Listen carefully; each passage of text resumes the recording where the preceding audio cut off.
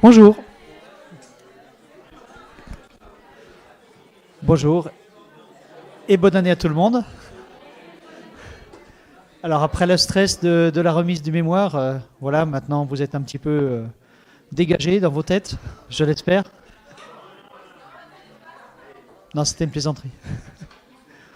Donc merci d'avoir répondu présent, d'être volontaire. Donc sans plus tarder, je vous présente donc Jessica et Gaston qui vont vous parler aujourd'hui lors de cette conférence décalée d'autisme et d'inclusion au travail.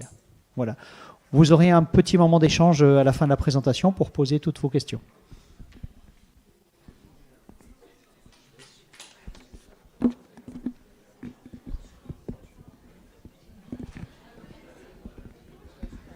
Non? Non?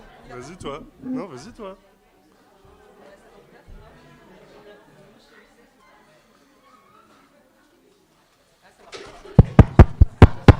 Si, c'est bon. Check.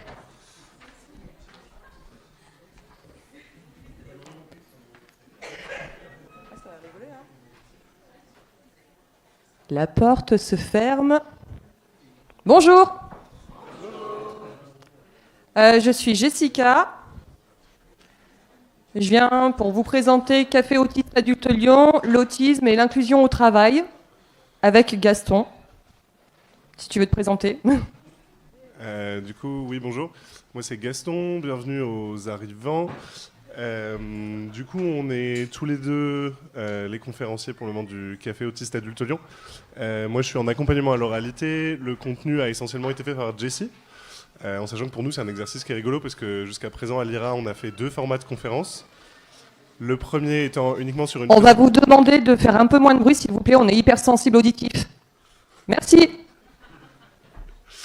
Et du coup, on a eu l'occasion de faire 2 formats de conférences, un de présentation générale sur l'autisme et son accueil, juste pour que les personnes puissent avoir des attentes un peu plus pertinentes dans l'accueil des personnes neuroatypiques et particulièrement les personnes autistes, et un format sur le travail et sur justement l'inclusion des personnes autistes au travail. Ça a été le travail de Jessie, du coup, qui est celle qui a fait le PowerPoint et qui prépare les conférences, que de mixer ensemble les deux. Donc on va essayer de faire un propos synthétique, pouvoir aller assez vite. L'idée pour nous, ça va être de faire 20 minutes, et ensuite d'avoir un espace derrière. La probabilité est quand même très grande qu'on dépasse de 5-10 minutes le format et qu'on dépasse sur les questions, mais on va faire au mieux. Et du coup, je vais laisser de toute façon Jessie commencer par une présentation de l'association et rapidement d'où est-ce qu'on en est nous par rapport à tout ça. Ah, je crois qu'il faut que tu... Elles sont où les slides? Non, c'est sur le côté. Ah, c'est avec les flashs. Yes. Ouais. T'en fais pas, je me débrouille. On aura besoin de ton aide éventuellement, David. Ok.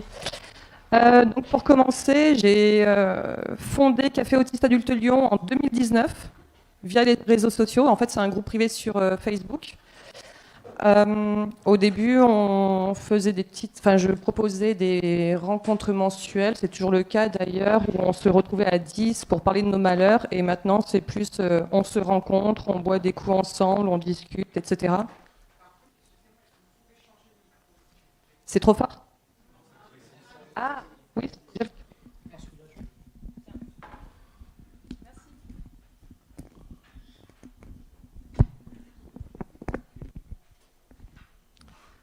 Allô? Merci. Ouais, le micro grésillait. Du coup, actuellement, sur Facebook, on est 450 membres du Café Autiste Adulte Lyon. Il y a des gens qui viennent aux sorties, d'autres pas, d'autres qui vont juste participer à l'écrit, à des conversations écrites sur diverses thématiques. Il y a aussi une liste mail pour les personnes qui ne sont pas forcément autistes et qui veulent nous suivre, qui nous rejoignent sur les sorties mensuelles. Café Autiste Adulte Lyon, en fait, Café, c'était un mouvement national sur les réseaux sociaux, Café Asperger et la ville. Autiste parce qu'on ne dit plus Asperger depuis le DSM-5 de 2013. Adulte parce qu'en fait souvent ce sont les parents, les enfants, les parents qui sont écoutés, les médecins, etc. Mais nous en tant que personnes directement concernées, on est évincés. Et Lyon, c'est parce qu'on est à Lyon. Le symbole infini arc-en-ciel, c'est le symbole international pour la neurodiversité. Je suis un peu speed aujourd'hui. Je crois que sinon, tu peux mettre les numéros en haut à gauche. Sinon, on demandera. Là, c'était juste des petites photos pour vous montrer ce qu'on fait. Du coup, on tient des stands sur des salons. On fait nos petites rencontres mensuelles. On a aussi, j'ai créé du coup aussi un festival divergent. Enfin, on en parlait sur la slide d'avant. Je ne l'ai pas dit à l'oral, c'est pas très grave. On animait à un moment donné des ateliers sur exploration d'aménagement possible en milieu professionnel, des ateliers participatifs pour 8-10 personnes. Voilà. Des personnes qui comptent beaucoup pour le groupe, qui sont là depuis 2019 ou depuis cette année seulement. Et là, la dernière photo, c'est notre participation à une table ronde avec la Fondation ARHM, une psychomotricienne et d'autres personnes. En sachant que du coup, pour faire une présentation rapide de Jessie et moi et de notre rôle dans l'association jusqu'à présent. C'est moi qui ai organisé les ateliers de médiation. Il se trouve que je suis formé à faire de l'éducation populaire, des méthodes participatives, et que Jessie s'est lancée à la fois consciemment et puis à la fois simplement puisque c'était venu dans l'accompagnement des personnes de l'association. À la base, l'objectif c'était de la sociabilité, comme Jessie l'a dit. Et en fait, très vite, c'est devenu de l'entraide un peu mécaniquement, sur de l'accompagnement administratif, sur de l'accompagnement à faire des choses dans nos vies personnelles. Et où du coup, la perspective qui pour moi a été vachement intéressante quand je suis arrivé dans l'association il y a 1 an et demi, c'est qu'il y avait des niveaux d'autonomie très très différents au sein de l'association et avec des spécificités assez impressionnantes. Donc la présentation qu'on va vous faire là, même par même, puisqu'en plus c'est assez génial puisque la majorité des contenus qu'on a pour vous présenter comme base, c'est des contenus qui sont ultra synthétiques mais qui renvoient du coup à du vécu, puisqu'ils sont partagés par des autistes. Ça va vous donner un petit peu le cadre qui va du coup se diversifier au fur et à mesure, en sachant que celui-là, du coup, c'est moins un même que simplement un élément du DSM synthétisé. Tout le monde voit ce que c'est que le DSM. C'est le grand manuel international sur la psychiatrie.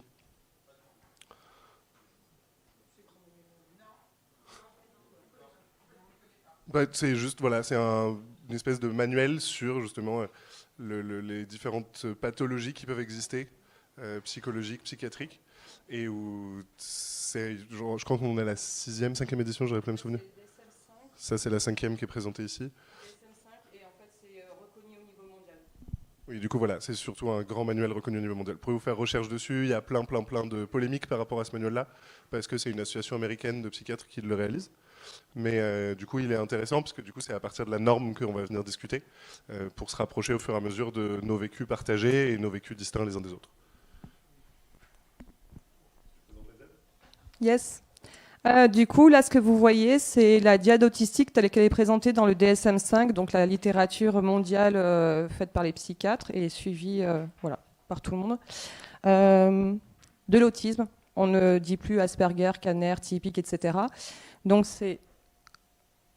l'autisme va impacter et la communication et les interactions sociales. On est quasiment tous, je crois que c'est tous en fait, on fonctionne tous avec des intérêts spécifiques, des routines, des comportements répétitifs stéréotypés. Et par rapport au DSM d'avant, en fait, ils ont rajouté les hyper et les hyposensorialités. Enfin, c'est marqué sensibilité aussi stimuli-sensorielle, mais c'est pareil. Du coup, tous ces traits-là, vous pouvez éventuellement les retrouver chez des personnes de manière ponctuelle. Ce qui fait que vous êtes autiste, c'est que vous soyez impacté par tout ça.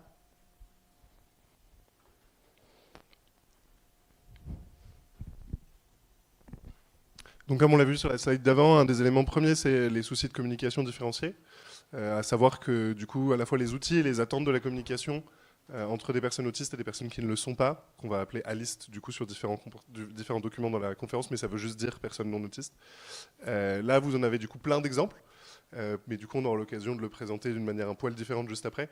Simplement pour dire que quand on commence à parler de communication différenciée, on va avoir énormément de petites dimensions qui vont pouvoir être présentes. Typiquement, l'accès à l'oralité, ou à certains niveaux de complexité du langage, ou à certains types de communication. Typiquement, la communication logistique, généralement les autistes arrivent à peu près à s'en sortir, mais sur la communication émotionnelle, pour plein de raisons multifacteurs, ça va être des choses qui vont pouvoir être plus compliquées.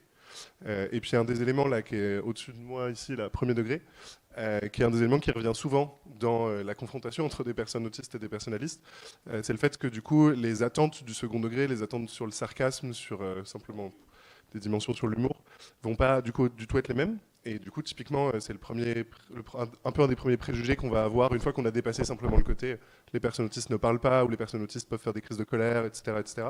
c'est des dimensions qu'on va aborder après, c'est surtout les personnes autistes sont incapables de saisir le second degré.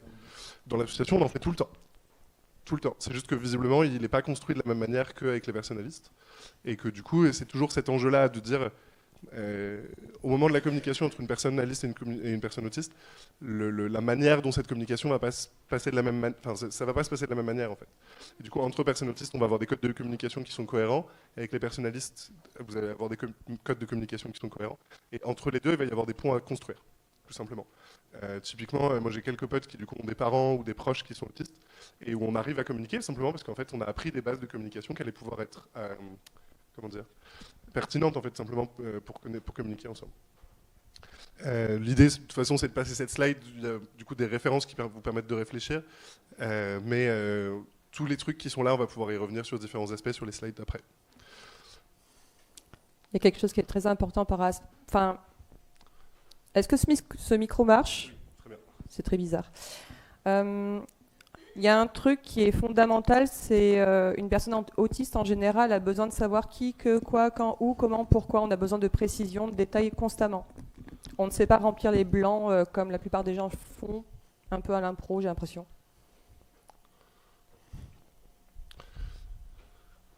Un autre élément qui va être ultra important dans la communication avec les personnes autistes, c'est une fois qu'on atteint les questions de communication émotionnelle, parce que le langage non verbal ne va pas être le même.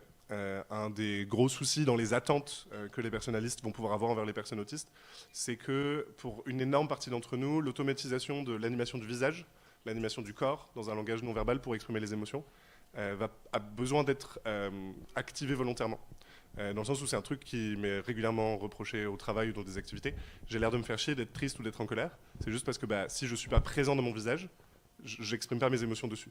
Et que si je ne fais pas consciemment le choix de l'exprimer d'une manière qui est compréhensible pour les alistes, je les exprime d'une manière spontanée, qui, comme c'est représenté là, va se faire d'une autre manière que celle compréhensible par les alistes. Donc très vite, ça fout le bordel, parce que du coup, on se retrouve avec plusieurs modes de communication qui potentiellement vont rentrer en conflit. Typiquement, qu'est-ce que j'avais comme truc ? J'ai une personne proche de moi qui, du coup, qu'elle rigole ou qu'elle soit en colère, a un énorme sourire sur le visage et ferme les yeux. Et donne l'impression de faire une crise enfin pas d'épilepsie, mais de contraction involontaire des muscles, quasiment une crise de spasmophilie. Alors qu'elle est juste en train de vivre son émotion d'une manière tellement intense qu'elle est dépassée. Mais du coup, les personnes autistes à côté, on est là en mode, ok, ça marche, on check juste, t'es toujours vivante, tout va bien, on vérifie que tu respires encore, mais c'est le seul élément qu'on a besoin de vérifier, parce qu'on sait qu'elle est juste en train de vivre son émotion. Alors que toutes les personnes, tous les partenaires, tous les amis proches qu'elle a pu avoir dans sa vie, qui n'ont pas de personnes neuroatypiques dans son environnement, se font un sang d'encre pendant 15 minutes, elle trouve ça ultra drôle qu'elle se fasse du souci pour rien, et du coup continue de se marrer, et du coup empire l'inquiétude des personnes en face. On rentre du coup dans des cycles qui sont très très drôles quand on est entre potes et quand il n'y a pas des masses d'enjeux, mais vous imaginez du coup dans une situation professionnelle, on va attendre de la part d'elle une réponse cohérente, une réponse calme, de savoir se tenir. Ben non, parce qu'elle est en train de se contracter sur elle-même et de secouer les mains dans tous les sens, alors que une fois que son émotion est passée, elle va être capable de reprendre une communication émotionnelle plus compréhensible pour les personnes en face. Je te laisse peut-être décrire les manières de stimer ou autre, parce que du coup tu faisais le flappage des mains, mais... Vous m'entendez? Ah ouais, c'est vrai? Avec cette distance? Ok. Bon, là, c'est un peu exagéré, mais ouais, moi, de toute façon, quand je suis contente, en général, c'est je dodeline comme ça. Puis oui, non, je sais pas quoi dire de plus en vrai. Hein. Okay. Je trouve que le dessin est super parlant pour moi, peut-être pas pour les gens. Et où du coup, simplement, là, on a une personne du coup qui fait du flapping avec les mains pour exprimer une émotion positive, va taper du pied sur le sol, donc c'est beaucoup des mouvements répétitifs qui vont du coup être présents et d'une intensité qui peut paraître surprenante, qui vont aller jusqu'à un besoin d'être comprimé, compressé. Quand du coup il y a des différentes formes de situations un peu plus stressantes ou plus fatigantes qui vont se mettre en place, et aller du coup jusqu'au meltdown, qui est le moment où du coup la personne explose. On aura l'occasion d'en discuter après, mais qui est généralement en fait le résultat d'un stress intense continu et qui ne promet pas de s'arrêter et qui fait que la personne arrête de compenser et de se retenir et où du coup ses émotions partent en live.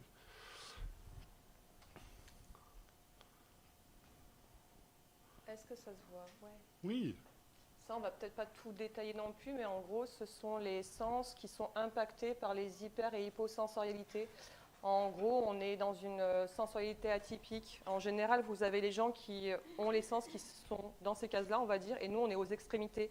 Et on peut être aux extrémités sur un même sens. Je veux dire par là qu'on peut être et hyper et hyposensoriel sur par exemple, l'odorat, enfin, genre moi, typiquement, je ne supporte pas les odeurs de crème corporelle, des parfums après rasage, etc. Par contre, ça ne m'empêche pas de renifler de temps en temps des baumes du tigre ou des huiles essentielles à base de Golteri ou de géranium. Et avec des réactions qui peuvent paraître assez surprenantes, typiquement sur le toucher, on est nombreux à avoir des bugs sur ce truc-là, dans le sens où c'est assez inexplicable jusqu'où est-ce que la sensation du toucher peut aller dépasser dans nos vécus personnels. Typiquement, il y a certaines textures de vêtements qui me provoquent des nausées. Du coup, on arrive sur des trucs où, de manière assez incompréhensible, parce que je ne me rends pas forcément compte que c'est à cause de ça, mais dès que j'enlève le vêtement, le sentiment de nausée s'en va. De la même manière, du coup, ça peut provoquer des crises de pleurs, des crises de rage, simplement de ce surstimuli-là. Et où du coup, moi c'est une grande innovation de l'industrie du vêtement que j'ai remarqué récemment. Ils ont arrêté de mettre des étiquettes. Et j'ai remarqué du coup, parce que j'ai pu arrêter de couper mes étiquettes, parce que c'est un truc qui me rend fou en fait, que d'avoir une étiquette d'un mauvais tissu dans le dos. Je voulais aussi parler de Louis éventuellement en 2 secondes. Mm-hmm. Par exemple, je suis hypersensible. Bon, là, on entend les bruits de projecteurs, les souffleries, etc., les chuchotements un peu partout dans la salle.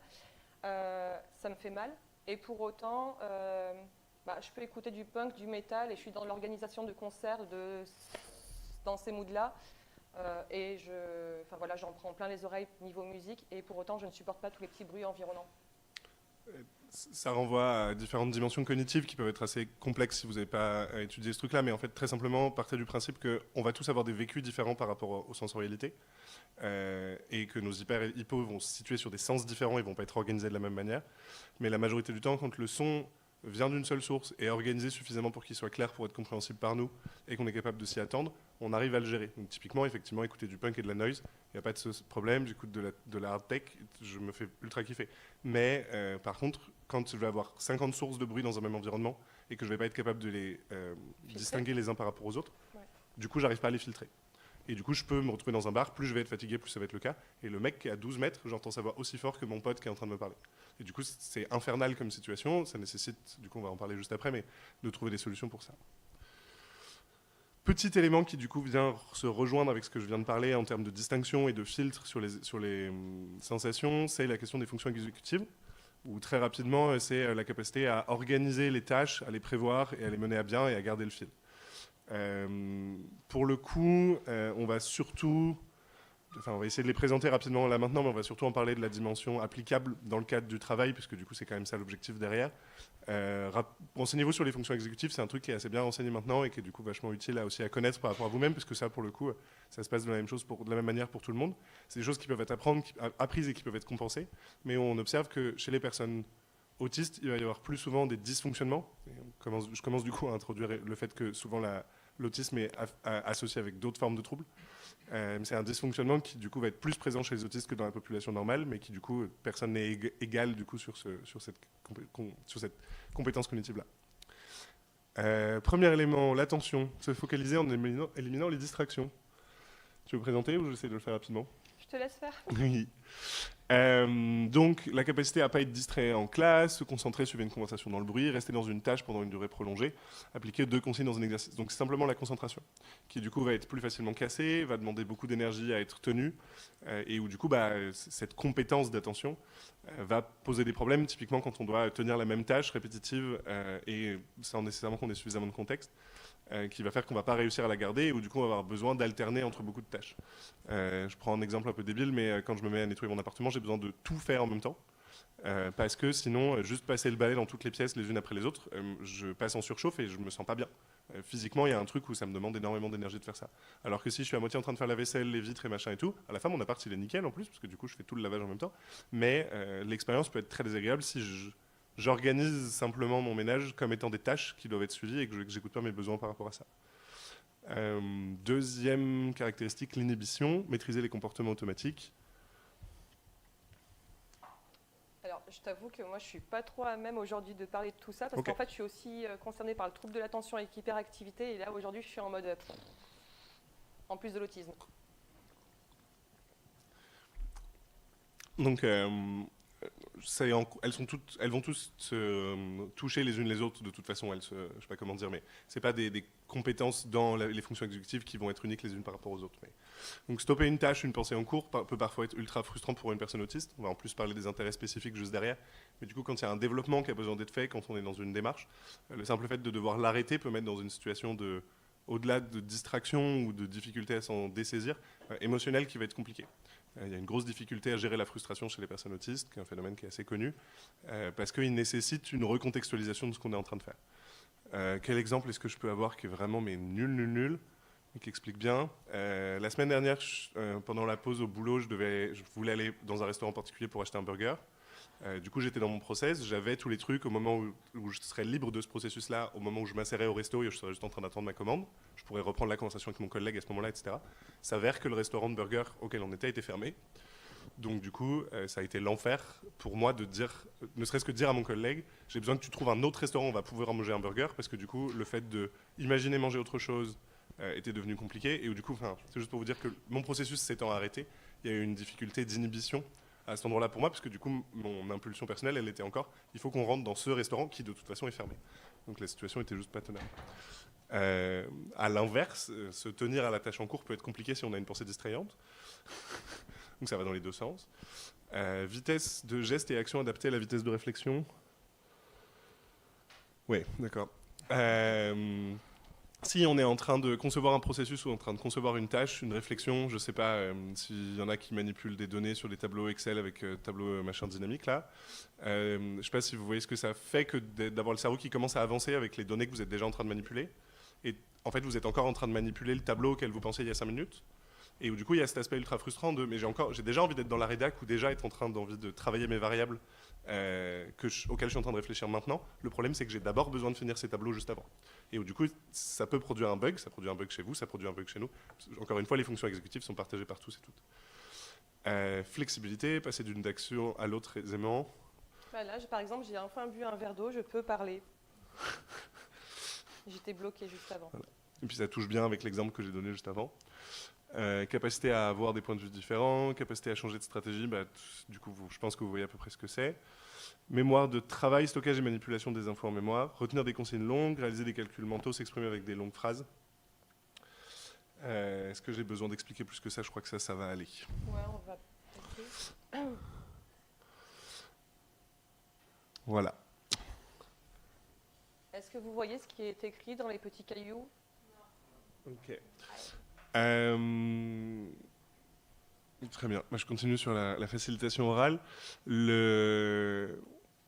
Et c'est le moment où on rentre un peu dans le vif du sujet aussi, parce que, du coup, comme vous le voyez, je suis actuellement du coup capable de m'adresser à une salle de à peu près, je sais pas, 70 personnes. J'organise des AG pour des centaines de personnes aussi, c'est un élément qui est vachement important. Alors qu'a priori, vos attentes par rapport à une personne autiste, c'est que je vais avoir des difficultés à la communication. Et de fait, à partir du moment où je vais descendre de scène, et me retrouver dehors, je vais être incapable de vous parler comme je suis en train de le faire actuellement, ou peut-être que je vais l'être parce que je vais avoir l'énergie et que je vais vous présenter mon personnage social, mon masque, ou un de mes. Mais du coup, c'est un acte plus ou moins conscient, plus ou moins automatique, qui est présent chez les personnes autistes, parce qu'on vit dans une société qui n'est pas construite pour nous. Typiquement, des trucs... Je vais vous lire un petit peu quelques cailloux qui sont dedans, mais c'est pour vous donner un peu une idée pour avoir un passing, sans avoir besoin de faire une conférence d'1 heure sur ce que c'est que l'autisme aux personnes qui sont dans notre environnement et qui ne sont pas forcément dispo à écouter qu'elles ont besoin de retravailler leurs attentes. On va être obligé du coup de dépenser de l'énergie à comprendre une blague, même si elle est potentiellement difficile pour nous à comprendre. C'est la petite montagne bleue qui est derrière moi sur la gauche. Juste au-dessus, on a supporté le bruit, où du coup, si je commence à expliquer en permanence aux gens, j'ai besoin qu'on trouve une solution où il n'y a pas de bruit et qu'en fait, on ne trouve pas d'environnement. À un moment, de toute façon, il va falloir que je le supporte, sinon je ne vais jamais pouvoir rester avec ces personnes, elles vont vouloir arrêter de dépenser de l'énergie pour passer du temps avec moi. Au milieu, du coup, on a imité les autres, cacher ses stéréotypies, lire les émotions des autres. On est énormément de personnes autistes qui, du coup, trouvent des intérêts spécifiques, des trucs sur lesquels on va faire énormément de recherches pour comprendre les personnalistes, parce qu'on en a besoin. On est minoritaire dans la population. Hein. C'est combien déjà le pourcentage de personnes autistes? 1 à 2%. Voilà, 1 à 2%. Donc on a besoin d'apprendre à communiquer avec le reste de la société pour des raisons de survie, simplement pour avoir des potes. Et du coup, on va se retrouver à imiter beaucoup de personnes. Et du coup, il y a des questions de répondre à ses besoins de manière authentique qui vont être compliquées. Cacher ses stéréotypies. Donc... Stéréotypie, c'est les mouvements involontaires, les formes de langage compliquées, énormément de choses qui du coup vont être dans nos spécificités mais qui vont avoir peu de place. Lire les émotions des autres, donc c'est ce que je disais, on a besoin de vous étudier pour pouvoir vous comprendre. Et puis faire semblant aussi, faire reproduire les mêmes grimaces. Voilà. Faire le travail d'avoir une communication cohérente. Anticiper les conversations. Comment est-ce que j'explique ça tout simplement? Celui au milieu, là, anticiper les conversations. Ah. Salut, ça va? Voilà. On va être obligé de scripter énormément de choses pour pouvoir s'attendre à savoir comment faire pour réagir aux interactions qu'on a avec les personnalistes. Et du coup, en plus du masque, on doit avoir nos scripts, et quand on se retrouve à sortir d'un script, en plus, on peut se retrouver en difficulté, puisqu'on n'a pas forcément la capacité cognitive de non seulement tenir le masque, mais en plus de découvrir comment est-ce que la conversation va se passer. Et du coup, au-dessus de ça, on a géré l'angoisse, parce que vous imaginez la quantité de stress qui augmente avec ça. Très rapidement, porter des habits qui grattent, j'ai déjà expliqué. Regarder son interlocuteur, élément dont on n'a pas parlé. Les personnes autistes ont un rapport au regard et à l'attention visuelle qui ne peut pas être le même, et qui n'est jamais le même. Et où du coup, regarder quelqu'un dans les yeux, c'est compliqué. Ça mange en fait déjà pour commencer à un autre sens. J'ai l'impression que vous m'entendez toujours, c'est bon? Je m'entends pas, c'est pour ça que c'est bizarre. En fait, le fait de regarder quelqu'un, par exemple pour moi, fait que oui, je peux regarder la personne dans les yeux, par contre je l'écoute plus. Ça mobilise un sens et ça perturbe l'autre. Il y a aussi des personnes, je ne sais pour quelle raison, que je ne connais pas, et les premières fois que je les vois, en fait, c'est assez malaisant, il y a quelque chose qui se passe mal, et du coup, j'ai besoin de d'abord discuter avec la personne pour pouvoir ensuite la regarder. Il y a quoi encore qui peut être au niveau du regard? Par rapport au regard, en fait aussi, ce que je peux expliquer par rapport à mon expérience et des expériences qui sont les mêmes chez d'autres personnes, c'est quand j'étais petite, je ne regardais pas dans les yeux, adolescente également, jeune adulte, et en fait on m'a dit à plusieurs reprises que je mentais parce que je ne regardais pas dans les yeux, je ne voyais pas du tout le rapport. Et du coup, je me suis mise à regarder intensément dans les yeux, sauf que là, en fait, je me suis rendu compte que ça créait un malaise chez les gens. Donc, on est venu à un système de regarder la personne dans les yeux, regarder un coin de mur, regarder la personne, regarder des chaussures, regarder la personne. Et du coup, tous ces calculs-là font que, encore une fois, je ne vais pas forcément suivre la conversation. Et du coup, pareil, en bas à gauche, c'est des éléments dont on a déjà pu parler ou dont on va avoir l'occasion de parler, mais soigner son apparence, qui du coup nécessite du temps et du travail et de l'énergie qu'on a du coup plus forcément à notre disposition. Comprendre l'implicite, je vous en ai parlé, où ça a besoin d'être un acte conscient et pas juste automatisé. Ne pas parler trop de ses passions, donc ça renvoie aux intérêts spécifiques. Encore une fois, on a un moment où on en parle, mais où du coup, moi, si vous m'arrêtez pas, j'en parle pendant 2 heures sans respirer. Voilà. Toutes les personnes qui viennent de rigoler dans la pièce savent de quoi je parle. Mais du coup, pour des personnes qui s'y attendent pas, c'est difficile à gérer. Mais typiquement, mes proches, quand ils voient que je fatigue, ils adorent me lancer sur mes sujets de passion, parce que du coup, ça me fait plaisir. Bouger ses bras quand on parle, donc habiter son corps. C'est la même chose que le visage, c'est ce que je disais tout à l'heure. Discuter avec les gens, c'est encore une autre histoire, mais ça nécessite aussi tout un travail à cause, entre autres, de toutes les dimensions dont on a parlé juste avant. Ouais, il faut qu'on avance parce qu'on est. Ouais, il faut qu'on avance parce qu'on est un poil en retard. En gros, ça c'est pour dire que ça nous coûte, tout ce qui est sensoriel et social nous coûte énormément d'énergie. On peut la passer à la limite. Ouais, mais que du coup, la gestion de l'énergie est une question qui est compliquée et qui, quand elle est mal gérée, produit un effondrement autistique. Qui peut se traduire par soit un meltdown, une explosion, soit un shutdown. Tout s'éteint et on ne peut plus rien faire, et en espérant qu'on ait quelqu'un à côté de nous qui nous connaisse et puisse nous extraire de la situation. Du coup, ces surcharges-là sont un mélange de plein de choses, de sensoriel, de social, d'émotion, tout se mélange et il y a saturation. Et en fait, on ne peut plus rien absorber. Là où les gens ont la possibilité... Ah, j'ai oublié cette infographie-là. Mais en fait, les personnes qui ne sont pas autistes ont la possibilité de dégager ce qui n'est pas essentiel. Et nous, en fait, on ne va pas pouvoir faire ce travail cognitif-là de séparation. Tout vient et tout nous percute. On peut le passer aussi, ça, du coup. Ouais. Et c'est douloureux, et ça peut prendre plusieurs heures, plusieurs jours, beaucoup de temps pour qu'on puisse s'en remettre. En gros, imaginez des crises d'angoisse, mais qui, du coup, vont prendre des formes différentes des vôtres, et du coup, l'environnement va encore moins être adapté pour pouvoir gérer ça. Et ça, c'est des petites phrases, en fait, c'est des petites choses pour vous dire tout ce qui ne sert à rien quand vous voyez quelqu'un d'autiste qui fait une explosion qui ressemble à une crise de colère. Ça sert à rien de dire à la personne de se ressaisir, de se calmer, de lui dire ouais, si tu arrêtes, on va te donner des bonbons. Enfin, bon, peut-être pas au travail. Hein, vous voyez l'idée. On passe? Ouais. Là, du coup, c'est une liste non exhaustive de choses que vous pouvez trouver chez les personnes autistes. Et qui vont avoir plus de chances d'être trouvées, même si elles sont trouvées dans la population normale, mais la probabilité de les trouver chez une personne autiste sont supérieures. Par rapport à l'anxiété, la dépression, les insomnies, etc. Après, le reste, je suis pas sûre. En tout cas, par rapport TDAH, au... oui. TDAH 10, déficit d'inhibition latente, oui. Après, j'ai rajouté Le les reste, plus autres compliqué. qui sont aussi, qui peuvent aussi... Enfin, bipolarité, TDI, schizophrénie, T21, ça se retrouve chez les personnes non autistes. Et par rapport aux troubles du développement intellectuel, ce qui était appelé auparavant déficience intellectuelle, qui est vraiment pas chouette comme mot d'ailleurs, il se trouve qu'il y a une proportion similaire entre les autistes et les alistes. C'est juste que vu que les gens ne comprennent pas nos comportements, enfin notre communication à l'oral et corporelle, ça se décèle plus facilement quand la personne a plusieurs choses. Oui. Avec un élément qui du coup reste...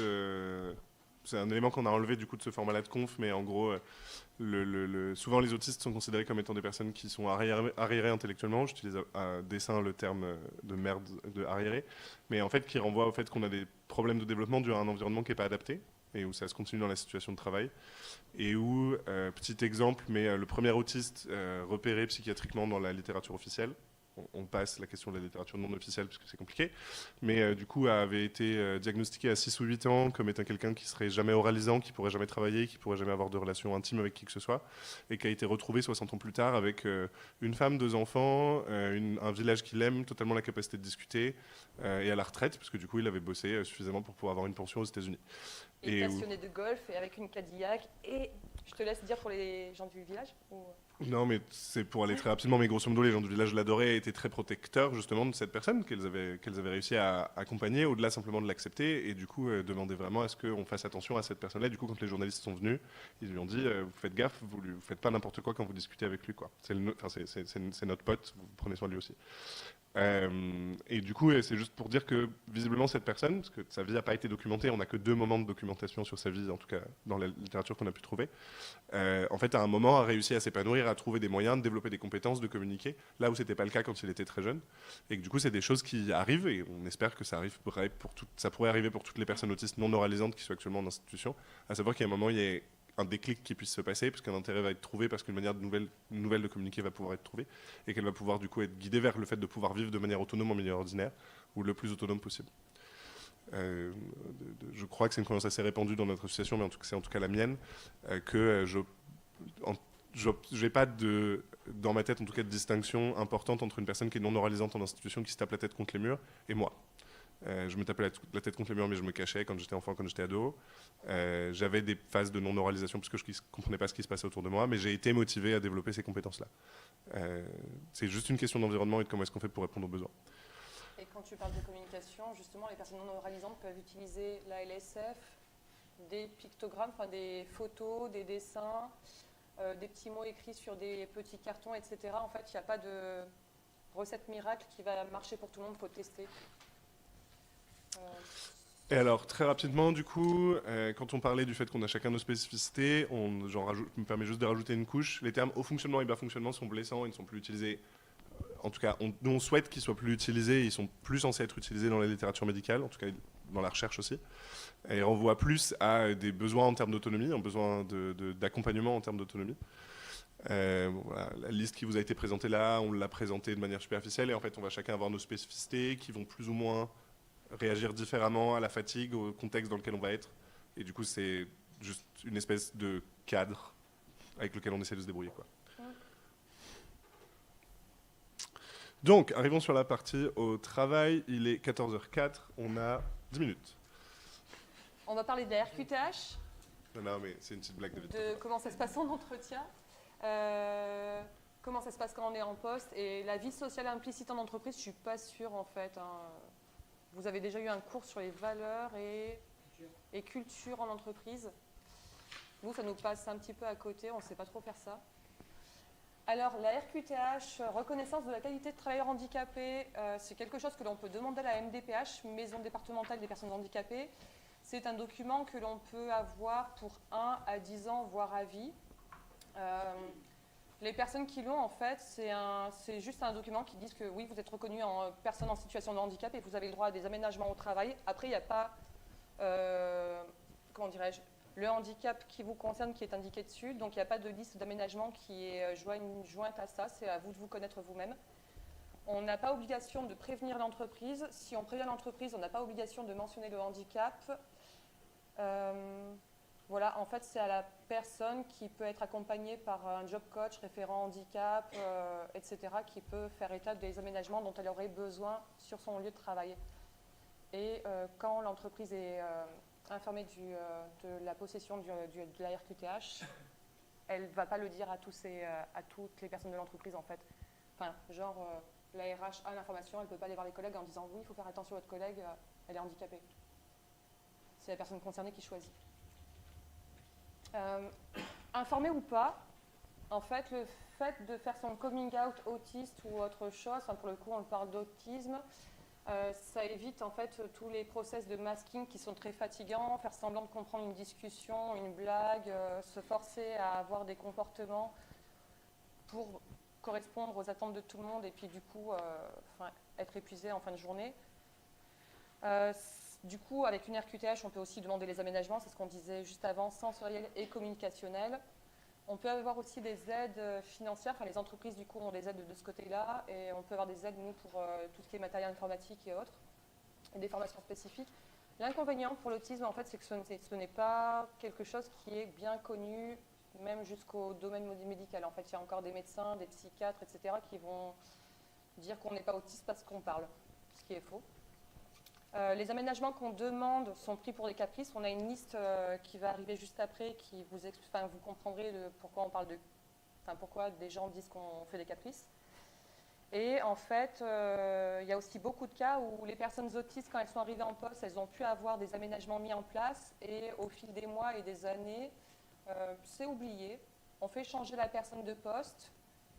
Et en fait, tout s'effondre parce que la personne perd tous ses repères au niveau des collègues, au niveau de l'environnement, du bureau, comment il était positionné, des nouveaux interlocuteuristes, etc. Et là, en fait, on peut arriver à un meltdown, shutdown, etc. Avec un point qui est un peu important, qui est que du coup, comme on a l'habitude de faire du masking et de la compensation, après un changement de poste ou un changement d'environnement, les choses peuvent très bien se passer pendant 3 mois. Et la personne autiste s'attendant, puisque le management est censé être au courant, à ce que les aménagements soient réimplantés, prennent sur elle en fait pendant 3 mois jusqu'à ce qu'il y ait un effondrement qui puisse avoir lieu ensuite. T'en fais pas pour les photos, hein, vous sera communiqué le PowerPoint. Je crois qu'il y a du groupe en fait. T'es dans le groupe ou pas?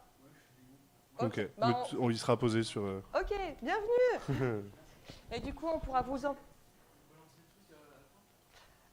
si tu veux, on pourra prendre ton mail ou tu peux mettre en privé. Parce qu'en fait, ce qu'il y a, c'est que... Enfin, moi, j'aime pas donner les supports sans avoir donné l'oral. Parce qu'en fait, ça peut être détourné ou pris autrement. Je sais pas si tu vois. Mais oui. Tu veux présenter ou... Moi, j'ai pensé à toi avec les petits vêtements en bas. Du coup, là, ça parle du coup des entretiens d'embauche, mais c'est des éléments qui vont être de toute façon de communication globale. Éliminer les imprévus, c'est un truc qui est bête, mais typiquement, heureusement qu'on avait effectivement bien la conférence ici, puisque moi je suis parti que vu qu'on refaisait la conférence à l'IRA, ce serait dans le même bâtiment, mais en fait j'ai regardé nos échanges mails et on n'a pas reconfirmé l'adresse.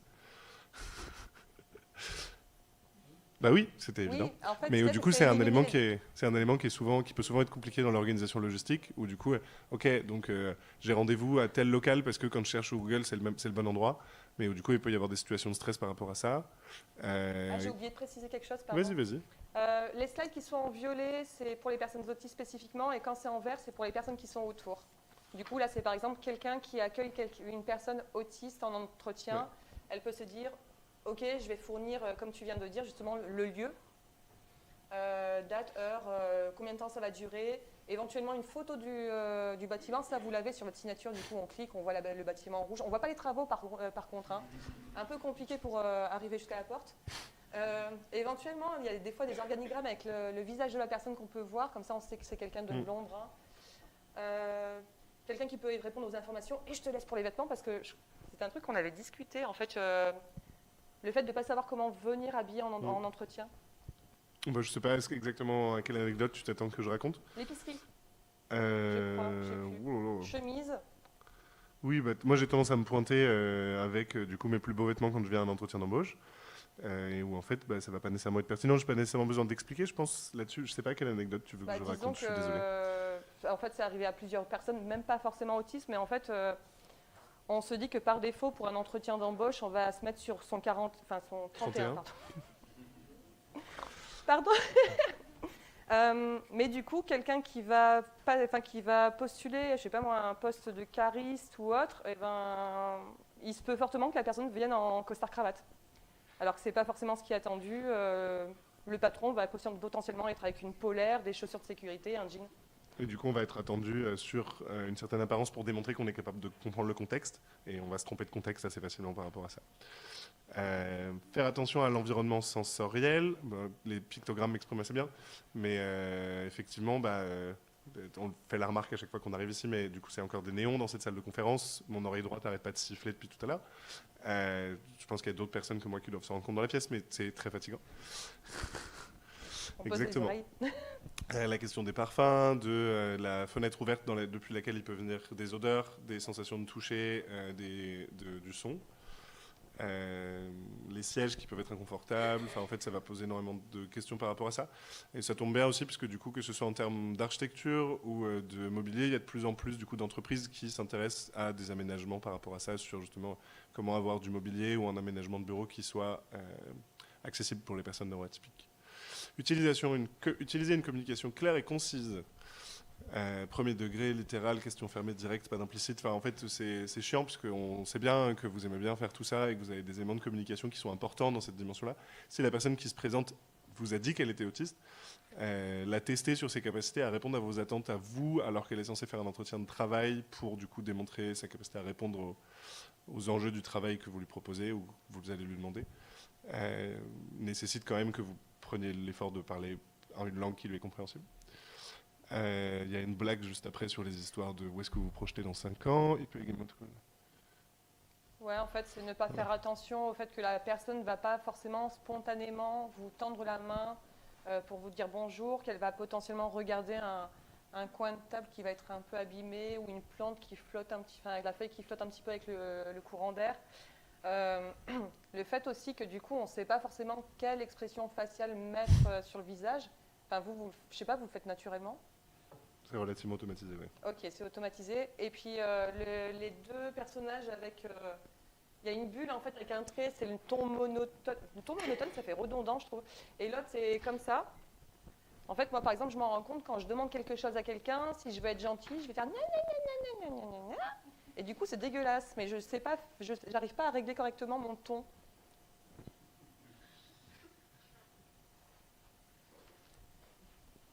Ça, c'était une petite blague. Du coup, donc là, il y a des recruteurs. Il y en a un qui demande dans 5 ans, où est-ce que vous verriez? La réponse, c'est oh, ben, vous savez, dans les miroirs, les vitres, les surfaces réfléchissantes. Littéral. Littéralement. Beaucoup du coup, des conseils ou d'aménagements qui vont être listés vont reprendre des choses qui sont vraiment ultra basiques parce que en fait, c'est des choses qui peuvent du coup être très simplement expliquées, très simplement données pour que la personne puisse se les approprier et du coup construire elle-même des stratégies pour y survivre ou pas trop y dépenser d'énergie. Mais du coup, présenter les collègues directs et leurs fonctions, présenter les locaux, tenir compte des besoins d'aménagement plus tôt, besoins d'aménagement qu'on va discuter après. Et après, c'est du coup sur les questions d'accueil, qui de toute façon sont assez globalement des trucs qui sont positifs à mettre en place, mais particulièrement pour les personnes neuroatypiques et particulièrement autistes. Faire un point régulièrement pour voir si des aménagements sont à mettre en place et si les consignes de travail sont claires. Donc simplement de mettre en place une boucle de feedback en fait, avec le management et que le management ne s'attende pas à avoir directement tout mis en place correctement. Et proposer au départ une personne référente, qui est du coup simplement le fait d'avoir une personne qui accompagne plutôt que de laisser la personne se débrouiller en partant du principe qu'elle va se débrouiller sur ces trucs-là. Donc l'enjeu, c'est de dire que le contexte a besoin d'être connu et modifiable et en même temps discutable, sans nécessairement qu'il soit à remettre en cause en permanence, mais que du coup, il y a une instance pour pouvoir faire ça. Ouais. En sachant qu'une personne référente, je l'ai déjà vu en entreprise à plusieurs reprises, on ne s'attend pas à avoir quelqu'un qui sourit, en fait. On s'attend à quelqu'un qui puisse répondre aux questions et qui soit là pour accompagner et pas juste pour faire, je ne sais pas comment dire, mais oui, sourire. Enfin, Pas nécessairement du soutien émotionnel Voilà. dont on a besoin. C'est plus d'une personne qui est en capacité de donner des informations, à proprement parler, des informations dures. Quelques petits exemples d'aménagements que du coup les personnes autistes peuvent demander, et du coup auxquels les personnes autistes peuvent réfléchir à demander, et auxquels du coup vous pourriez être confrontés. Pièce de répit, casque anti-bruit bouchon, écouter de la musique, bruit blanc, orage, lunettes de soleil ou changer les outils d'éclairage, être vigilant à l'environnement olfactif, mettre en place des règles de prise de parole. Haha, l'organisation de réunion, vous êtes tellement nuls. C'est un truc de ouf, les personnes autistes de manière générale ont tendance à être bien meilleures que vous simplement parce qu'on n'est pas capable de suivre 3 conversations en même temps et qu'on a besoin que les trucs soient clairs, donc on met des contraintes et en fait ça permet aux réunions de mieux se passer. Ah, j'ai quand même un petit bémol. Quand la personne est autiste et TDAH, Oui. on peut partir dans tous les sens et couper la parole et Ah si, je voulais juste dire aussi un truc, excuse-moi. L'environnement olfactif, j'ai mis plusieurs petits trucs. En fait, il y a une bouteille de parfum, donc ce que je disais, les crèmes, les après-rasages, etc. Les produits ménagers aussi, ça peut être compliqué. En fait, a priori, il y a plein d'odeurs que vous ne sentez pas, que nous, on sent très fort, ou pas du tout, ça dépend. Et puis, il y a aussi la petite odeur de poisson, dans le sens où, le poisson qui cuit là, dans une assiette, dans le sens où, en fait, ça peut être quelque chose qui peut nous empêcher de partager des repas, des moments de pause avec vous. Je te laisse finir. Est-ce qu'on va forcément des choses à résoudre à proprement parler, mais simplement on va mettre en discussion pour que les attentes soient les bonnes par rapport à ça. Alors sur les produits d'entretien, c'est simplement vérifier auprès des personnes qui vont avoir des sensorialités particulières si les produits d'entretien fonctionnent. L'objectif, c'est pas de dire qu'il faut rien laver, mais laver avec des produits qui sont pas agaçants. Et sur la bouffe, c'est juste être OK avec le fait qu'on ne prenne pas systématiquement nos pauses ou nos repas avec vous, voilà, parce que ça peut nous coûter de l'énergie. Les objets rassurants, est-ce qu'il y a vraiment besoin d'expliquer, même si au-delà du fait que ça peut donner l'impression qu'on arrive avec nos doudous en permanence, mais qui en fait, désolé, on n'a pas bien réussi à gérer, on n'arrive pas bien à gérer ça. Les consignes par écrit, pour plein de raisons, entre autres sur les questions de fonction exécutive, mais aussi de gestion des anxiétés, des angoisses sur est-ce qu'on fait du travail cohérent et du travail qui est bon, juste pour vérifier que les tâches sont bien accomplies, pour que nous, on puisse le faire. Et aussi parce que la communication avec le management, souvent, je ne sais pas très bien comment la gérer, mais il y a en fait énormément d'implicite qui se fait dans les consignes qui sont données, au-delà des problèmes de fonction exécutive, de mémoire, etc. Et où du coup, je me retrouve en fait, je crois que quasiment toutes les personnes autistes qui ont eu l'occasion de travailler avec un manager et à qui on demandait des formes d'autonomie sans les spécifier, se retrouvent avec des moments où les managers leur reprochent de ne pas avoir pris les bonnes initiatives sans vérifier que ces initiatives-là allaient être prises, ce qui fout le bordel. Et du coup, le fait d'avoir une trace écrite et de pouvoir s'y référer, et du coup que la communication ait été suffisamment de bonne qualité avec le manager, les personnes qui donnent les consignes, ça permet de faciliter les choses d'avoir ce support-là. Ne pas toucher, on n'en a pas parlé, mais parmi les sensorialités, le contact physique dans sa dimension sensorielle comme dans sa dimension relationnelle, c'est compliqué. Donc pareil, à discuter, voir le consentement de la personne, comment est-ce que ça peut se passer et tout. Par rapport à ça, en fait, c'est très très fréquent que des gens nous parlent et touchent l'avant-bras ou ça, là, le bras. Ça, en fait, potentiellement, ça peut couper les autres canaux de réception et ça peut être anxiogène. Sensibiliser l'entreprise à l'inclusion sociale, ça c'est encore un truc, c'est typiquement, coucou, mais il y a plein d'autres organisations, d'entreprises, d'associations qui font ça. Les horaires flexibles pour les trajets. Ouais, c'est en fait s'arranger pour que la personne puisse commencer à 7h30 au lieu de 8h ou dire 9h30 ou 9h, etc. Et entre parenthèses, j'ai rajouté comme quand nous-mêmes, on peut demander la CMI priorité. C'est la carte mobilité inclusion, en fait, pour couper les fils, par exemple, pour éviter d'être surchargé par tout ce qui se passe autour et que les gens ne ressentent pas, ou pour pouvoir s'asseoir à des moments où on en a besoin, en sachant qu'en fait, souvent, les personnes qui ont une CMI priorité vont l'utiliser au moment où en fait, elles sont en train d'arriver sur le point critique de crise. Il vaut mieux le faire quand on commence à sentir qu'on n'est pas bien.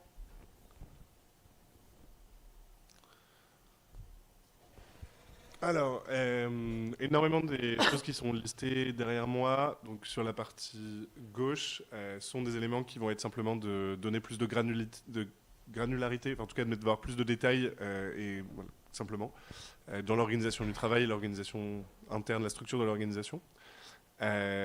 Et sur la droite, qui renvoie plus du coup à des dimensions de où est-ce qu'il peut y avoir des manques dans la communication, dans les attentes. Il est fréquent que les personnes autistes travaillent beaucoup dans les discrétions et oublient de prendre des pauses. Donc c'est simplement un truc de notre travail se voit pas forcément et on peut être en train de s'épuiser sans faire gaffe. Question de fonction exécutive dont on parlait tout à l'heure, parce que du coup on peut être tellement pris dans le travail qu'on fait pas attention à notre niveau d'énergie. Voilà, de penser à avoir une communication avec les personnes autistes qui soit pertinente par rapport aux intérêts spécifiques. Incompréhension mutuelle, utilisation et compréhension différente des mots, pareil, qui est du coup simplement de faire attention à la compréhension mutuelle. Tous ces exemples-là, de toute façon, sont dans le PowerPoint pour les étudiants et peuvent être demandés pour les personnes du groupe. Je me permets d'avancer. Ouais. Ça, c'est la personne référente. C'est pas exhaustif, hein, mais c'était juste des petites idées comme ça. L'idée est d'avoir une personne ressource vers laquelle on peut se retourner. Je connais des personnes du coup qui font des réunions toutes les semaines avec la personne référente pour s'assurer que les consignes sont bien claires, que le process est bien OK, qu'il n'y a pas de zone d'ombre et du coup des activités à recommencer à zéro. J'ai mis un petit truc là, les petits bonhommes, là, un qui arrive, qui parle et qui met la main sur l'épaule en même temps, puis la personne qui est comme ça, en fait, c'est éviter de surcharger tous les canaux sensoriels, visuel, auditif, tactile, juste pour une petite scène comme ça.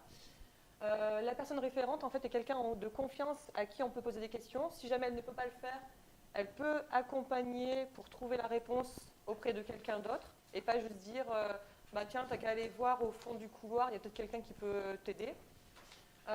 Les personnes autistes ont tendance, du coup, alors comment dirais-je? Non, c'est pas ça. On a besoin de savoir que notre travail est bien fait, et même si on ne vous sourit pas, en fait, ça fait du bien de l'entendre. La personne référente peut aussi voir des interactions entre nous et d'autres personnes de l'entreprise, comprendre ce qui a posé problème et faire un débrief. Tout en comprenant en fait que la personne autiste n'a pas forcément toutes les compétences pour comprendre les besoins émotionnels d'une personne aliste. Je crois qu'on peut dire comme ça. Et là, j'ai mis un petit truc par rapport au dress code. Expliquer les règles tacites non logiques. Là, par exemple, le truc, c'était de dire qu'en entreprise, c'est largement répandu que une femme en jupe, talons, c'est complètement accepté, voire encensé. Et des hommes, en fait, vont arriver en bermuda, petites sandales, et on va les convoquer pour leur dire non, tu t'habilles pas comme ça, t'es pas à la plage. Moi-même, ça m'est arrivé, en fait, il y a en 2018, j'ai arrêté de bosser en 2018 maintenant. Enfin, maintenant, j'ai repris, je travaille dans un hôpital. Mais en 2018, à la fin de l'été, il y a mon directeur qui m'a dit « Ouais, t'arrêteras tes tenues de plage ». En fait, j'ai regardé, moi j'étais avec ce t-shirt, un short et des baskets fluo, presque comme là aujourd'hui. Et mes collègues étaient en petite robe, vraiment petite lanière là, des sandales. Et je me suis dit « Mais qu'est-ce qu'il dit, tenue de plage ?» En fait, je comprends absolument pas. Et je suis montée à la RH et les femmes du coup de la RH étaient toutes habillées comme ça aussi et personne n'a pu me dire ce qu'était une tenue de plage. Voilà. Ou alors il y a aussi des gens qui vont nous dire les tatouages ça passe pas, ou encore mieux, j'avais vu aussi une copine qui travaille avec des enfants qui pour le coup ne s'épile pas les jambes et elle s'est déjà fait reprendre là-dessus en disant c'est sale de pas t'épiler les jambes. Et, non, c'est naturel, j'ai l'impression. Hein. Donc il y a plein de règles tacites, des trucs comme ça qui sont incompréhensibles. On veut bien faire l'effort, mais pas trop. Je sais pas trop. Hein. On passe à la suite. On a quand même des compétences. Du coup, ce qu'on peut retenir, c'est que les personnes autistes et les personnes alistes n'ont pas la même perception du monde. On a une perception et une logique qui est complètement différente. On va plus analyser en détail puis éventuellement global, là où les gens vont faire global et éventuellement détail. Du coup, je l'ai vu encore ce matin en réunion, en tant que personne autiste, on peut donner des solutions, des idées auxquelles personne n'a pensé. On peut aider nos collègues et du coup se sentir inclus par cette participation au travail. Et j'ai mis une petite agrafeuse avec un point d'exclamation. Ça, c'est en fait, vous arrivez sur le bureau de votre collègue autiste et vous prenez la graffeuse, vous l'utilisez, vous la reposez, on va dire qu'elle a été posée là, et vous la reposez comme ça, et en fait, ça peut provoquer une anxiété dans le sens où il y a une désorganisation dans l'espace de la surface habituelle. Donc voilà, on regarde le détail, mais on regarde peut-être, du coup, on voit tous les détails. Ça, je ne sais pas si on passe ou pas. En fait, là, ce que je voulais dire, j'ai mis en violet. On peut se sentir exclu pour plein de raisons. On va peut-être plusieurs fois vous dire non, j'ai pas envie de venir prendre le café avec toi et tout. Et du coup, à un moment donné, les gens vont arrêter de proposer d'aller boire un café ou de manger ensemble à midi. Et on peut se sentir mal par rapport à ça et se sentir exclu. Et oui, ce que j'ai mis en violet, c'est du coup, une personne autiste peut faire attention à vous en vous proposant sa plus jolie tasse pour boire un café. Ou vous dire, tiens, ta chaise, elle est en bois, tiens, je te prête la mienne, il y a de la mousse et tout, regarde comme elle est jolie, en plus, la couleur, elle est turquoise, vas-y, assieds-toi. Et potentiellement, vous n'en aurez rien à faire.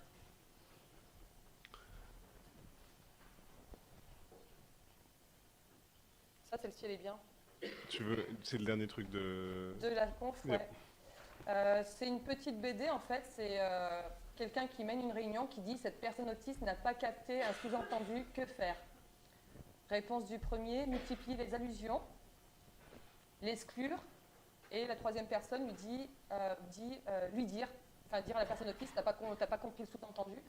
Et du coup, c'est la personne qui dit ce truc-là qui est complètement logique, qui passe par la fenêtre.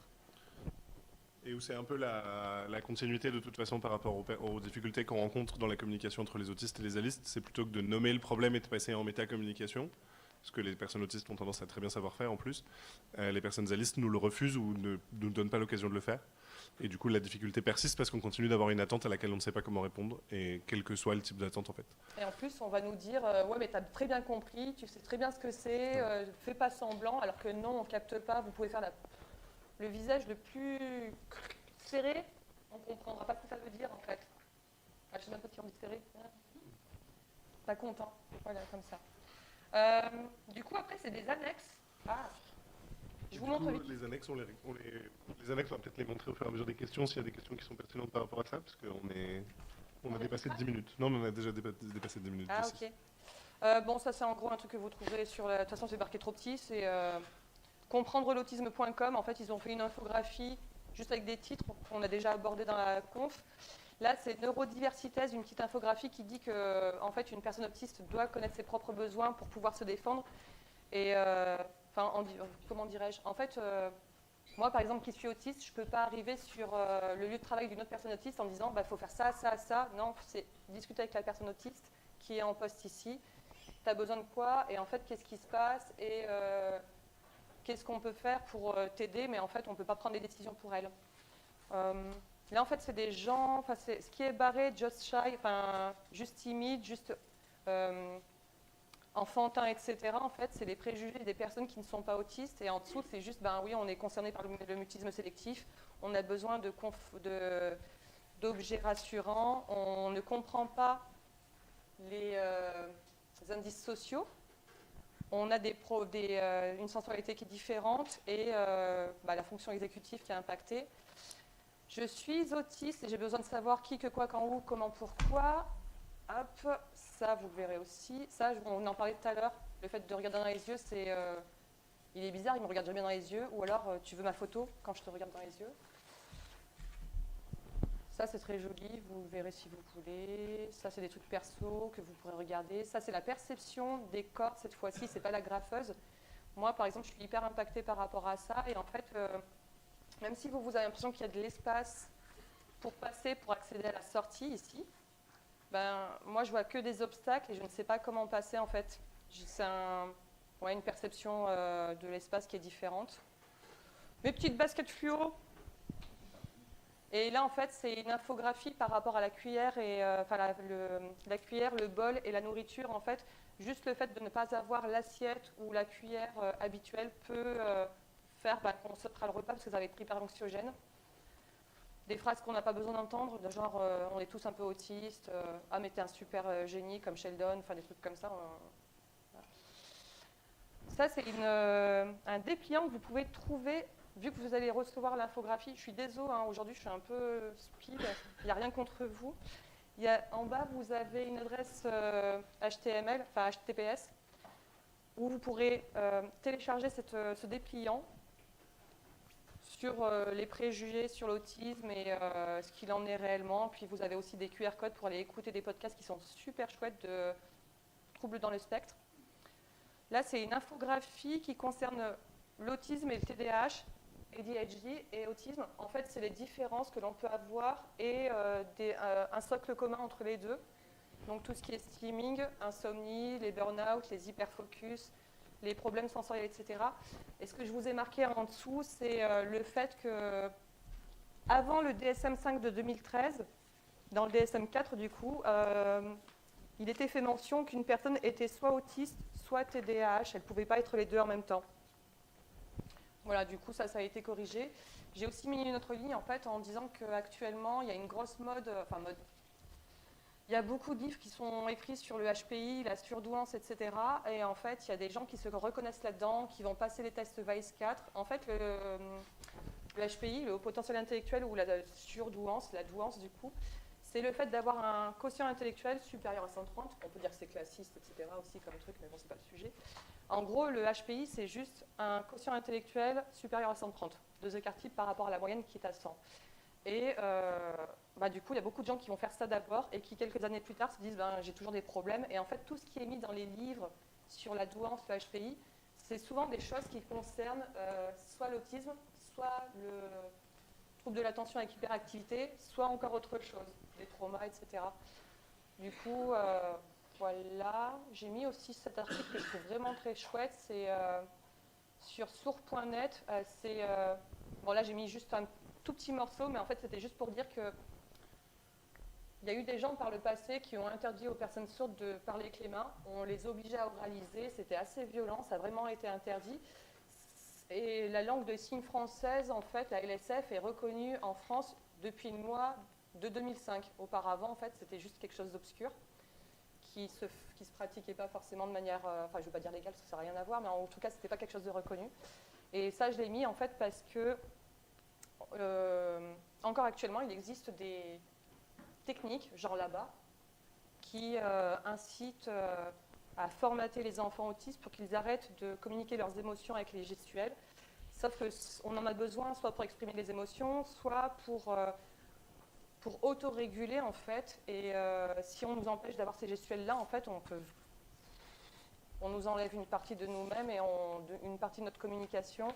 Et on peut finir de manière compliquée, comment dire autrement. Il y a de la surcompensation qui va devoir être faite et c'est là où les mécanismes de shutdown et de meltdown dont on parlait tout à l'heure prennent leur place. Ça fait du coup 1 heure qu'on a commencé. Ouais. On va s'arrêter là.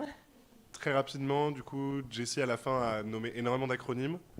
Le VICE, qui est le test par rapport à la surdouance ou au HPI, ABA, tous ces trucs-là, en fait, si vous commencez à vous renseigner sur l'autisme, vous allez pouvoir trouver les références au fur et à mesure. C'est tous des acronymes qui renvoient à de la littérature médicale par rapport aux tests standardisés pour détecter les formes de neuroatypie. Je vous mets juste cet élément-là sur la table. Pareil, sur le DSM, je n'ai pas épilogué tout à l'heure, mais vous pourrez facilement trouver des recherches là-dessus. Et voilà. Et désolé, juste... Oui. Ouais. Vu que j'ai pas trop dormi, en fait, du coup, il y a un ton qui est un peu sec et vraiment, j'espère que je vous ai pas perturbé. Même quand j'ai dit au début, les oreilles, s'il vous plaît, parce que vraiment, ça faisait beaucoup. Vous avez des questions? Bonjour, Guylaine. Attends. Ah, si...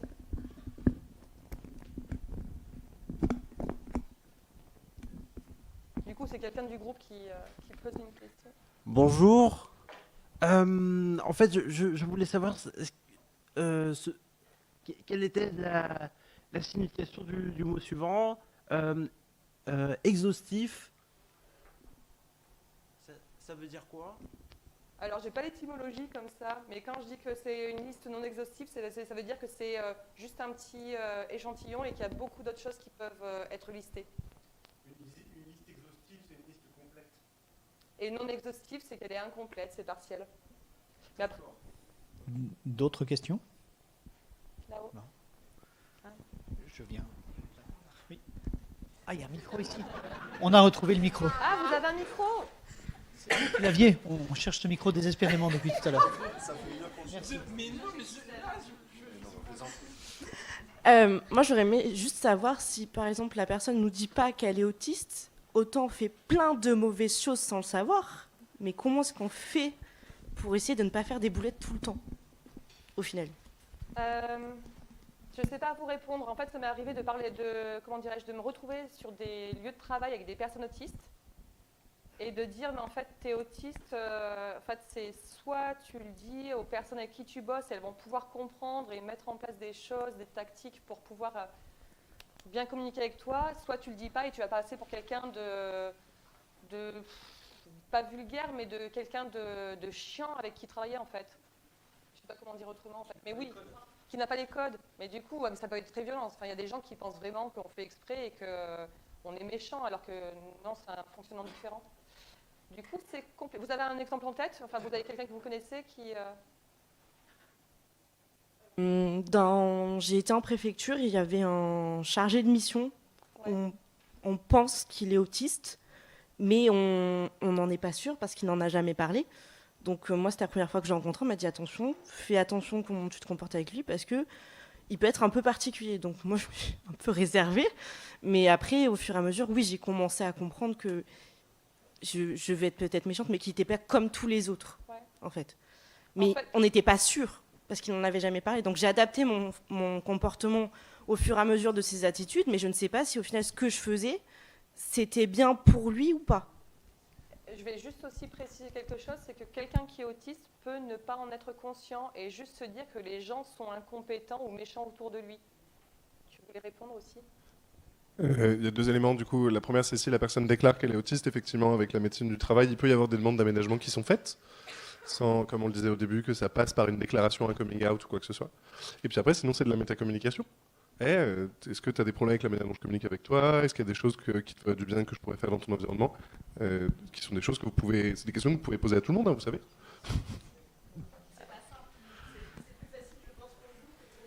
Parce que nous, on n'a pas le choix.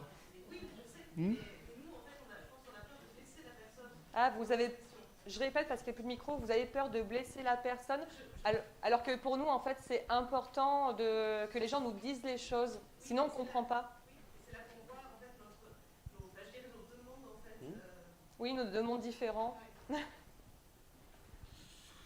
Avant de poser ma question, un petit témoignage rapide. Moi, j'ai été diagnostiqué autiste il y a 2 ans, donc avant, je ne le savais pas. Je travaille depuis une dizaine d'années, avec un travail en dents de scie, des fois j'ai eu des périodes de chômage, et j'ai toujours senti que j'étais un peu différent. Au collège, au lycée, j'étais le camarade bizarre et chiant, mais j'arrivais pas à mettre vraiment un nom dessus. Je me suis dit, bah non, je peux pas être autiste, parce qu'il y a tous les stéréotypes. Je me dis, bah non, je me tape pas la tête contre les murs, je parle, j'ai des relations sociales, donc des fois on ne le sait pas soi-même, quoi. Et en fait, depuis que je l'ai su et que je commence à en parler à mes collègues, alors au compte-gouttes, parce que c'est quelque chose, j'en parle aux gens que je connais, à mes collègues de confiance. Moi, je vous en parle, mais comme on ne se connaît pas, je reste anonyme. Mais toujours est-il que si la personne elle-même ne sait pas exactement ce qu'elle a, elle est plus en souffrance, et donc c'est difficile pour les collègues, parce que c'est aussi difficile pour la personne. Et donc la question sur laquelle je voulais rebondir, c'est au niveau des statistiques, est-ce que vous savez quel est le pourcentage d'autistes qui ont un emploi? Alors, il y a une statistique sur le site Comprendre l'autisme je crois que c'est qui est à 0,5%, mais en fait, il faut aussi se rendre compte du fait que les chiffres sont disparates à travers le monde. Je crois qu'aux États-Unis, ils disent qu'il y a, déjà pour commencer, enfin je suis en train de dire autre chose en fait, mais aux États-Unis, ils disent que l'autisme concerne une personne sur un peu plus de 50. En France, c'est 1%, ailleurs, on ne sait pas. Et en fait, il y a énormément de gens comme toi qui ne savent pas qu'ils sont autistes, qui ne sont pas comptabilisés dans les stats. Et là, on dit qu'il y a une explosion d'autisme. C'est juste qu'en fait, auparavant, on était juste hyper focus sur les non-oralisants qui se balancent, qui se tapent la tête contre les murs, qui ont des comportements que les gens ne comprennent pas. Et du coup, on ne connaît pas le pourcentage de personnes autistes qui travaillent, mais en tout cas, c'est effectivement compliqué pour nous. Moi, j'ai la chance, en fait, depuis peu, de bosser dans un hôpital en tant que père aidante, et je me rends compte que c'est beaucoup plus facile pour moi que pour mes collègues qui sont psy, neuropsy, etc., d'être en interaction avec des autistes non oralisants, parce que je comprends ce qu'ils sont en train de dire à travers leur gestuelle, à travers leur comportement physique, etc.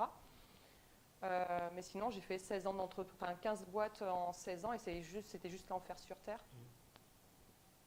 Et ouais, on est plein à être passé sous les radars. Moi, je sais que quand j'étais petite, fin des années 80, c'était juste, on m'avait fait passer des tests, c'était juste Elle est bizarre, mais elle travaille bien à l'école, du coup, on la laisse dans le circuit. Après, tu as des gens qui sont autistes, du coup, qui vont faire des grandes études et qui vont avoir un métier passion, enfin quelque chose qui va complètement coller avec les intérêts spécifiques, qui vont jamais être décelés, qui potentiellement vont être décelés à la retraite parce qu'en fait, le ou la conjointe va mourir et en fait, il n'y aura plus personne pour aider à faire les courses, à ranger l'appartement, à passer un coup de fil, à faire une interaction administrative, etc.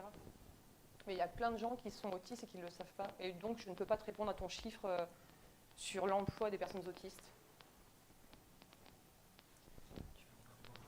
Ok. De toute façon, ok. Juste pour répondre sur la question qui a été posée là-haut, c'est effectivement s'il n'y a pas de diagnostic d'autisme, mais que vous avez décelé des besoins particuliers chez la personne, du coup, dans la démarche de 2005 de l'inclusion, le fait de se dire avec cette personne, il faut être bienveillant ou il faut avoir une approche différente, du coup, vous êtes dans le juste. En fait, il n'y a pas besoin d'attendre forcément une RQTH pour se montrer bienveillant, puisque effectivement, la personne, elle peut ne pas le savoir, ne pas être diagnostiquée ou ne pas vouloir le communiquer.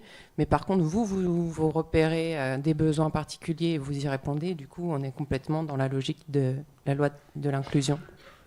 Je vais juste avoir un bémol par rapport à la bienveillance. En fait, on n'a pas tous le même style de bienveillance. La personne, par exemple, vous avez décelé ça, en fait, mais ça se trouve, vos autres collègues ne l'ont pas du tout décelé et vont juste s'attarder sur le fait que c'est quelqu'un qui est compliqué à vivre au travail.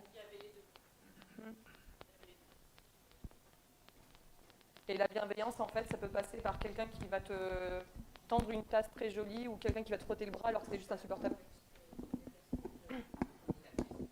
Poser la question, c'est le plus simple, oui. Mais encore une fois, c'est ce que vous disiez tout à l'heure, c'est pour une personne qui n'est pas autiste, en fait, ça peut être très mal pris. Il y a les gens non autistes fonctionnent beaucoup aux implicites. Il y a plein de choses à cacher. Merci en tout cas pour l'écoute. Merci. On va pouvoir du coup conclure. Merci pour l'accueil à l'IRA. Café Autiste Adulte Lyon, on est une référence du coup sur Facebook, sur LinkedIn, sur YouTube. Et où du coup vous pouvez complètement orienter des personnes vers notre groupe pour pouvoir trouver un groupe de sociabilité. C'est fait pour ça. Et puis on a un groupe public. Il y a une page et un groupe.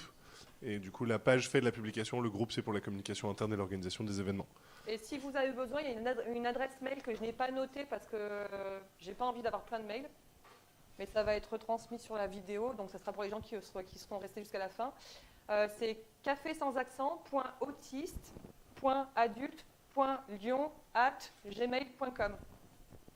Voilà. Merci à vous.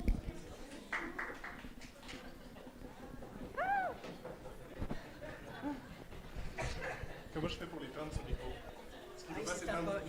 Check. Bon après-midi. Et bonne année.